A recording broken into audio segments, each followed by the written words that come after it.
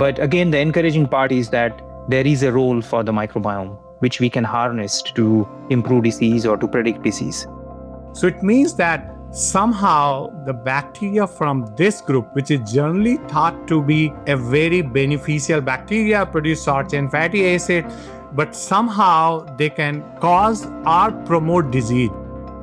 So I think one thing is we have to be very careful how we label bacteria. I think it is more about the function than the name itself, which is important in microbiome or microbiota field. So I think there could be several other examples that need to be discovered, and those could be leveraged to predict disease and possibly also understand the mechanisms of why the host microbiome dialogue changes in a certain direction and how it could be shifted back to the normality.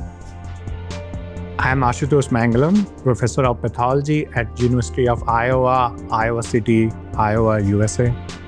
Hello, my name is Mahesh Desai. I'm a group leader at the Luxembourg Institute of Health, and I lead a research team working on nutrition, microbiome, and immunity. And I'm Brett Drummond. You're listening to the ECTRIMS Podcast, the official podcast from the European Committee for Treatment and Research in Multiple Sclerosis.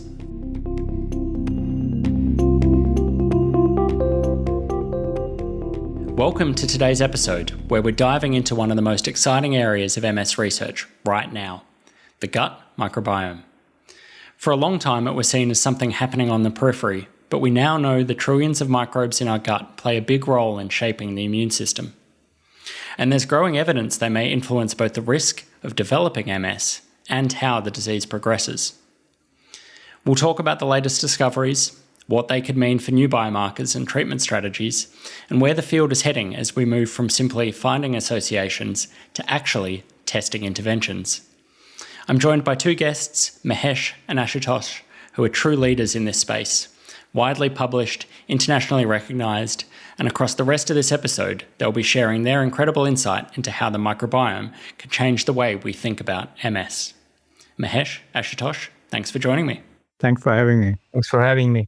So there's obviously a lot of discussion going around about the gut microbiome in MS, but I think as a starting point, what would be really helpful for the audience is, can we define what the gut microbiome actually is?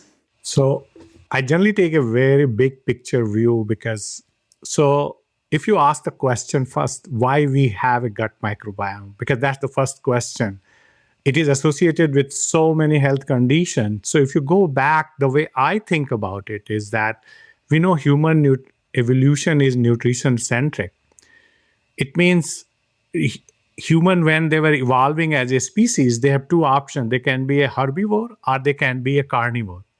But herbivore, you need a very big body, and as a species, you are not very successful. So like elephant, which is a very big and biggest dinosaur, was an herbivore. Other end of a spectrum is carnivore, where you can hunt and eat, but you are not the most loved animal, and most probably you are a loner, like a lion or tiger. So I think human decided to take this middle path, but they needed some help, because if you have a big body, you are not as successful. So somewhere down the line, I think that's where the gut microbe come in. Because what we cannot digest when we need a bigger body, we can outsource those jobs to gut bacteria. So that's why plant material we cannot digest, we can get gut bacteria to do it for us. And although there is no exact number, but it seems that 10% of our energy might be coming with the help of these gut bacteria. So that's the first line. I think that's where gut microbiome got in. But then you can ask but now we have food everywhere. Why we need gut microbiome? What is their need is there? So this take me back to an incident which happened last year, because my daughter, I was going to drop her to London and I took my old car and I was driving and I almost bumped into next vehicle.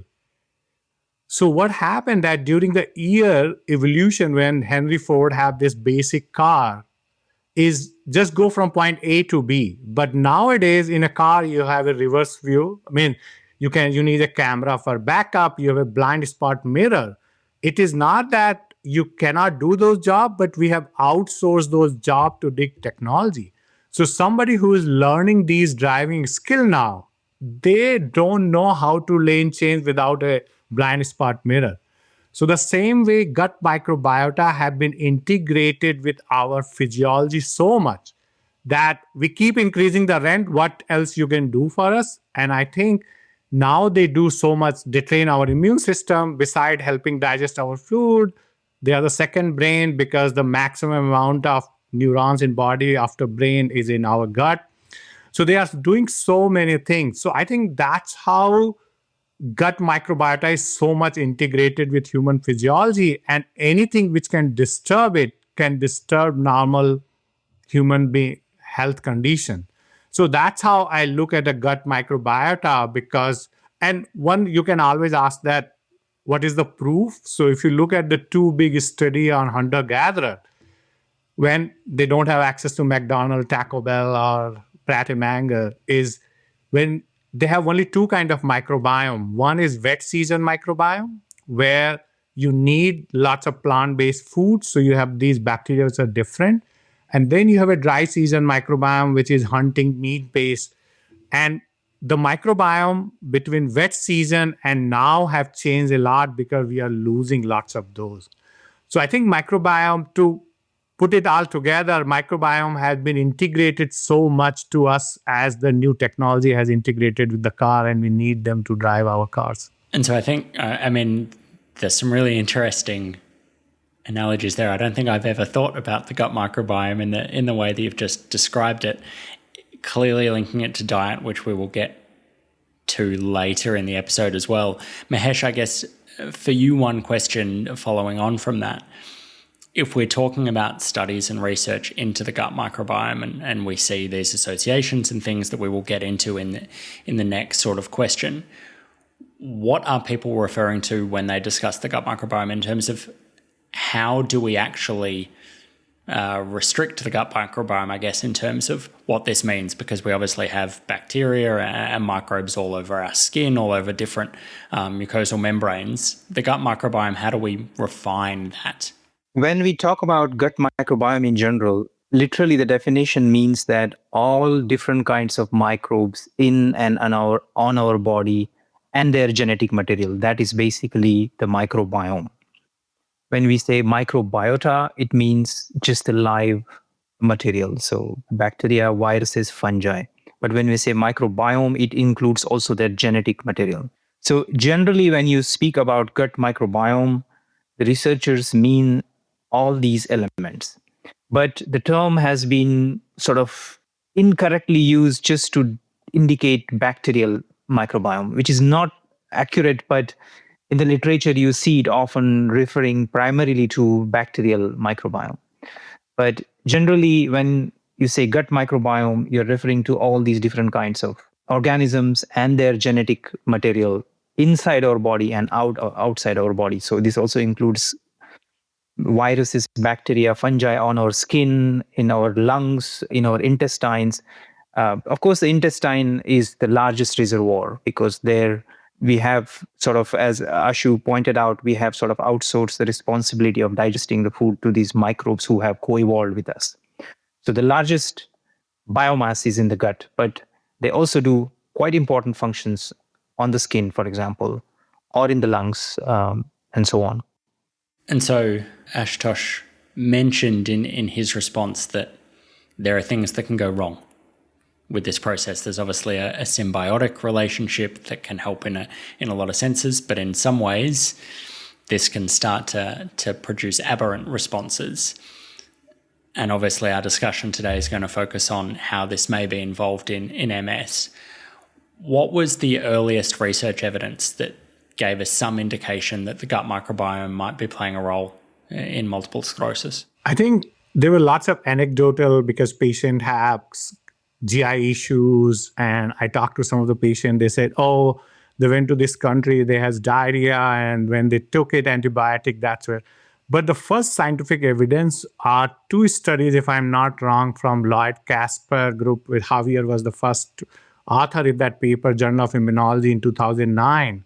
What they did is that they asked simple question: if gut microbiome bacteria is important, so they put mice on antibiotic, and they found that disease, which is animal model, is EAE, experimental autoimmune encephalomyelitis, was influenced by it. So depending on which antibiotic. And next year, I think Sarkis group, Masmanian group came with another study where they used a germ-free mice. Because antibiotic-treated mice are poor man germ-free, you can say that, because if you don't have germ-free. And they came to the similar conclusion that if you don't have gut bacteria, then your disease is affected. And now we know, and I think Sarkis also have done lots of work to show that you need these gut bacteria to induce regulatory T cells and later on Th17 cells. So I think initial studies in animals were those. Then I think next wave came in 2015 to 2017, where our group, Japanese Yamamara group, Sergio's group, Howard Weiner group at Harvard, and Hermann Verkelly group in Germany using that Munich twin study MS, where one twin had MS and other, and an Italian group, I think Marica Falcone, and I'm sorry if I missed other, but these, I think 6-7 studies which came, which look at MS patients, microbiome. And when I'm saying about microbiome, most of these studies are bacterial 16S based, most of these studies. And they found that MS patients have a different gut microbiota than healthy control. There was some consensus, means there were studies by also, I should not, Helen Tremlett from Canada, because she did lots of pediatric MS, but all these studies shows that it is different. There was some consensus and lots of variability between different studies, and we can discuss it later. But it shows that some of the bacteria like Prevotella was lacking, and European group found Faecalibacterium, some group found Clostridium Japanese, I think. And then Akkermansia was one of the bacteria which keep coming up. And I think Mahesh is expert on Akkermansia, so I will not say much about it. But I think these are the studies, and now few studies. So we have published recently, and Tim Vartanian group, and I think a German group. But I think we can talk about more detail about those studies later when we discuss it in more detail. Yeah, I can second to Ashu about the explanation that he gave, which is very precise. It started with mice and showing that gut microbiome impacts disease severity in mice. So especially when you have germ-free mice which lack any of the microbiome, they have lower disease severity. And when you start adding microbiome, the disease severity goes up, which shows that the microbiome impacts the immune system, especially the type 17 immune responses, also type 1 immune responses. And this has implications for development of disease. And then there were these cohort studies, different parts of the world, as Ashu mentioned, and they showed some similar microbes enriched in different patients from different parts of the world. And so these were sort of encouraging findings, to show that microbiome has some role in MS. And a bit more recently, the group of Sergio Baranzini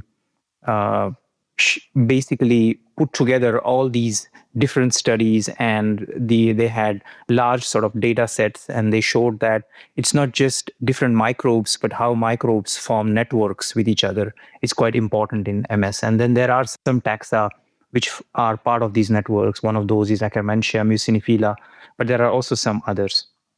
And then we asked a question recently, whether these taxa are sort of contributing to disease or they are causal to disease. And we tested in reduced bacterial communities, and we asked specific questions. And what we have shown in our recent publication is that it's not presence or absence of certain taxa like Akkermansia, Muciniphila, but it's more how they form networks with each other. So this is what was proposed in this big publication from Sergio Baranzini in Cell, and this is what we experimentally validate in the mouse model of multiple sclerosis, which I should mention is experimental autoimmune encephalomyelitis. So going forward, it looks like it's not single taxa, but how they interact with each other. And we have also, on top of this, we have shown that it's not just how taxa interact with each other, but how they modulate the immune system, which then has implications for immunoglobulin A coating of these bacteria. So one can predict disease based on which specific bacteria are highly coated with immunoglobulin A. We don't know yet what kind of mechanisms are driving this, but these are some of the early findings that are quite encouraging to keep in mind when we want to use microbiome as an instrument to modulate disease or even to predict disease. Two, what I think are going to be quite difficult questions to follow on from that. So I think you both did a really good job of discussing where we've come from. And certainly early with this, it was looking at specific taxa. Are they higher in people living with MS, lower in people living with in MS than healthy controls? Mahesh, I think you've just really clearly articulated that we're starting to realize it's more complicated than that. How does the fact that these are working in networks, how much more complex does it make trying to understand the process behind what's going on, as a first question? And as a second question, as we work through trying to understand that, how do we differentiate between whether or not this is the disease process that's causing these changes in the network, or it's the changes in the network that are causing the disease processes, I guess the correlation versus cause effect? Two, I think, difficult questions, but I would love to hear your thoughts on both of those. These are great questions, and I would suggest that these basically are the foundational to research in MS going forward. One of the foundationals, if not foundational. The first question, the complexity, I think is far more complex than even what we have, seen, because we are not even taking into account yet the viruses, the fungi, and how even they interact with the bacterial part of the microbiome. So the encouraging part is that we know that these networks are important, and so we have a direction to work into. But we need models also to sort of ask specific questions and take one question at a time. We cannot, if we want to understand this kind of complexity, the best is go step by step. We cannot design one study where we want to really, nail it down. That's the answer to the first question. The second question, really, we don't know whether this is a cause or consequence. It could be both, contributing in both sort of situations. But again, the encouraging part is that there is a role for the microbiome, which we can harness to improve disease or to predict disease. So I think when I look at it, so recently a study, so we published in PNS last year and, this year, I forgot. This year, and a German study, the same.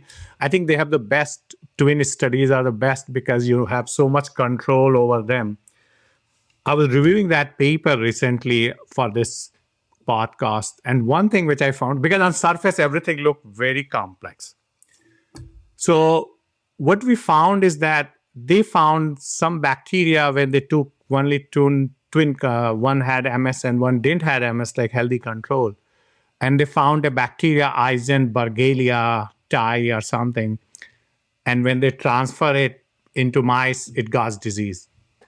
What we found in our study is that Blottia and Blottia always come with Doria. They are like partner in crime. I don't know. They are married to each other or whatever, but they always goes together because one produce something which other need.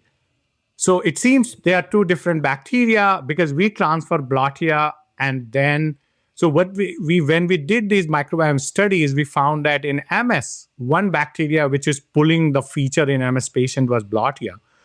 And we found Prevotella was opposite. It was pulling feature in healthy control. So this German study, which also came in PNS recently, they also found Prevotella was lacking in MS and this Eisenberglia was increased. And when you transfer one where it is enriched, the disease gets severe. So when you look at what is common between those bacteria, at family level, they belong both to Lactobacillus. So it means that somehow the bacteria from this group, which is generally thought to be a very beneficial bacteria, produce short chain fatty acid, but somehow they can cause or promote disease. So coming back to your egg and chicken story. So to answer that question, is it the cause or consequences? Because both are there, because there will be some bacteria which will lead to disease exacerbation or propagation, or there will be some bacteria which is after disease are affected. So what we did in our model is that we transferred this specific bacteria Blottia to mice, or Prevotella, which is a healthy, and then we gave the same microbiota to them to see how these one bacteria affect colonization of bacteria, because that is the only way to ask. So both group had the same bacteria community, but one had this first Blottia and one had Prevotella. We found that even that made changes in this community structure. So which point toward that there's some truth that they can be cause of disease, not only consequence. In a consequence, what we found that if you look at the one bacteria, it does not make sense, because Akkermansia alone, if you look at, it makes sense in certain situations, but not other.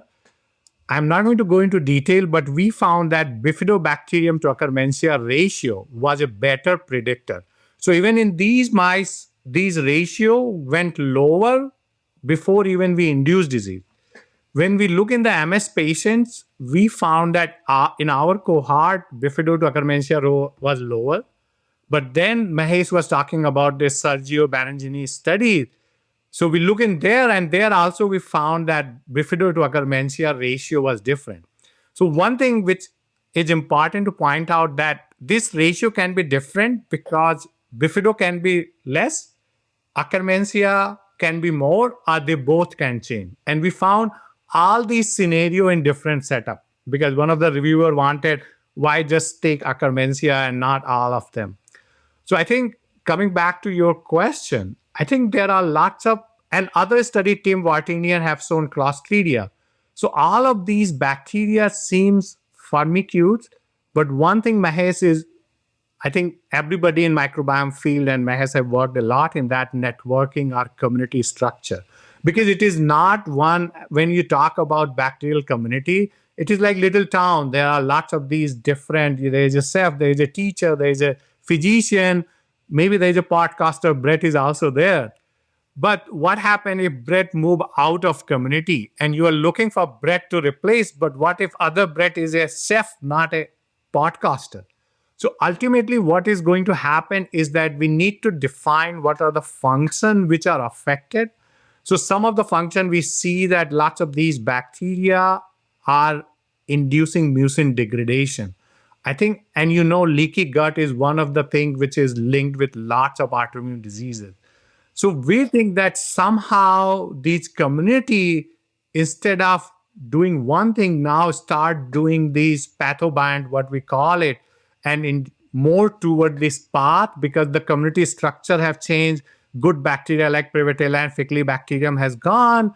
So put it in a simple way, they produce, so Blottia or this Eisenbergelia, they use this acetate and propionate from Prevotella or Faecalibacterium to make butyrate.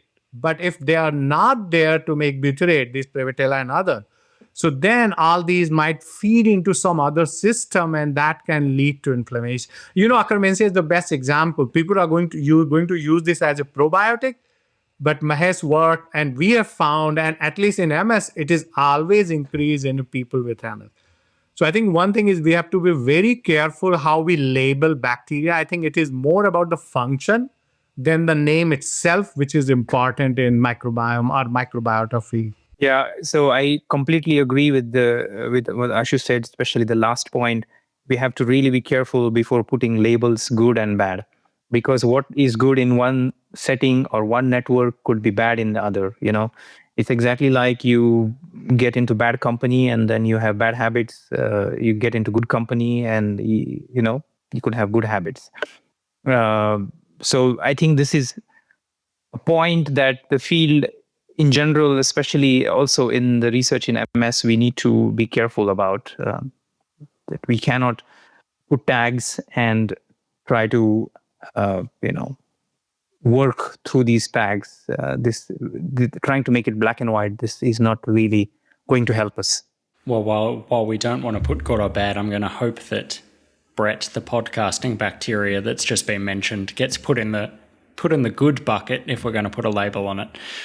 But I think if we try and think forward from this, you've both provided really compelling arguments now showing that there is so much data suggesting that the gut microbiome is playing a role. The big question then becomes, can we modulate this in a way that can be a potential therapeutic for people living with MS? Yeah, I think we need to take into account the bidirectional host microbiome interaction. And as we have one study in a mouse model, we don't know. We are trying to translate that to humans to establish a cohort here to use, how the immune system responds to different bacteria. So in this case, coating of immunoglobulin A. So I think there could be several other examples that need to be discovered, and those could be leveraged to predict disease and possibly also understand the mechanisms of why the host microbiome dialogue changes in a certain direction and how it could be shifted back to the normality, let us put it this way.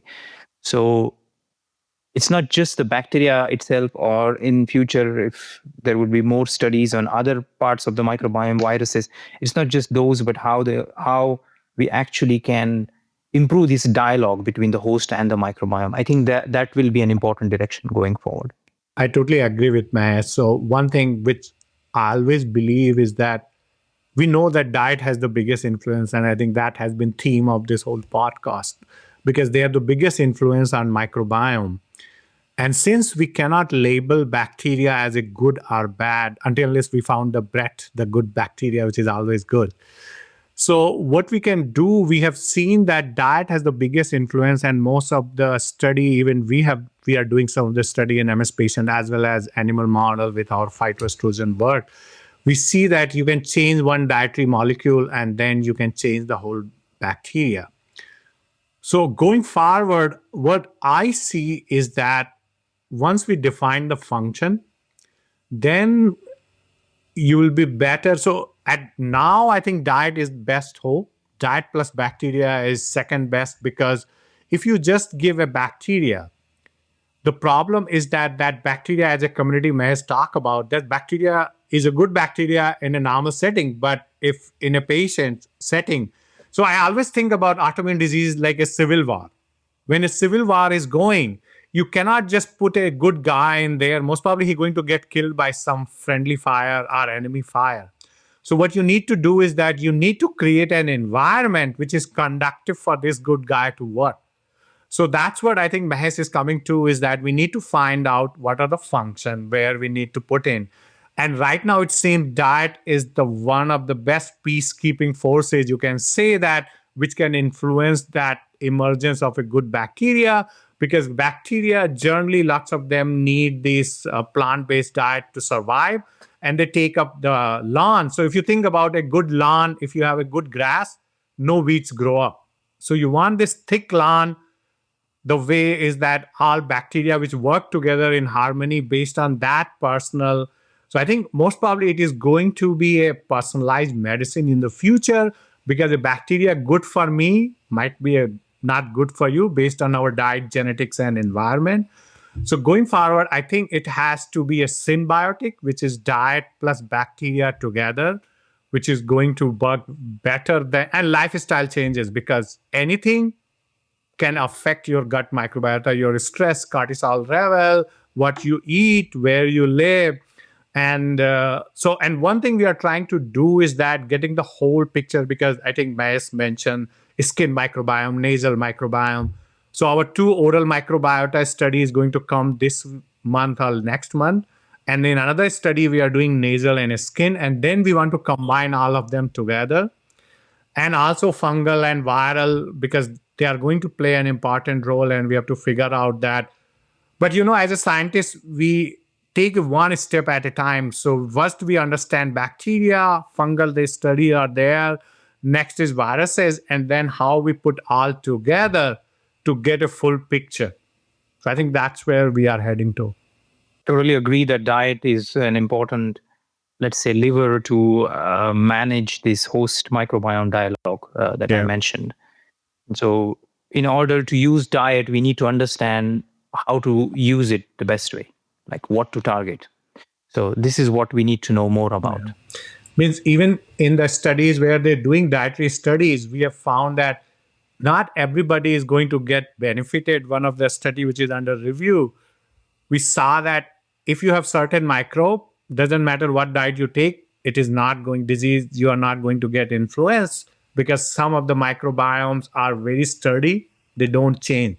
So if you give a diet, microbiome doesn't change, most probably you are not going to see that benefit.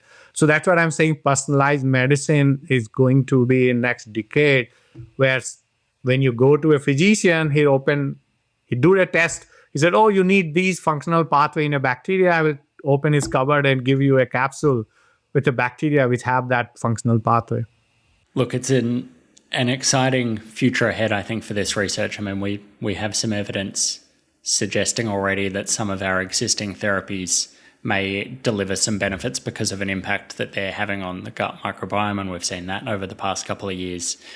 But I think the discussion that you've had sharing how this may be able to move into the future as a new wave of a therapeutic approach, but the steps that we need to take to get there are really fascinating. We could talk about this topic for a really, really long time. It's very interesting, but I want to thank you both, Mahesh and Ashutosh, for joining me on the podcast today and sharing all of your expertise in this area. Thank you, Brett. Thank you so much for having me. I had a great time. Thanks, Brett, and also Ashu. Very nice discussion, and thanks, Brett, for having me as well. Yeah, thanks, Mahesh. Thanks, everyone, for listening. Once again, I'm Brett Drummond, host of this podcast episode and co-founder of MS Translate, an independent resource centre that aims to simplify the complex wealth of information about MS for the greater MS community. The ECTRIMS Podcast is produced and hosted in collaboration with two key partners, MS Translate and the MS Journal, a peer-reviewed international journal that focuses on MS, neuromyelitis optica, and other related autoimmune diseases of the central nervous system. The 2024-25 ECTRIMS podcast series is supported by educational grants from Alexian AstraZeneca Rare Disease and Novartis. Educational grant providers have no input in the podcast content. You can read more about the topic of this latest podcast episode and more on the ECTRIMS website, ectrims.eu. Do subscribe to the ECTRIMS podcast on your favourite podcast channels and follow ECTRIMS on X, LinkedIn, Facebook, and YouTube.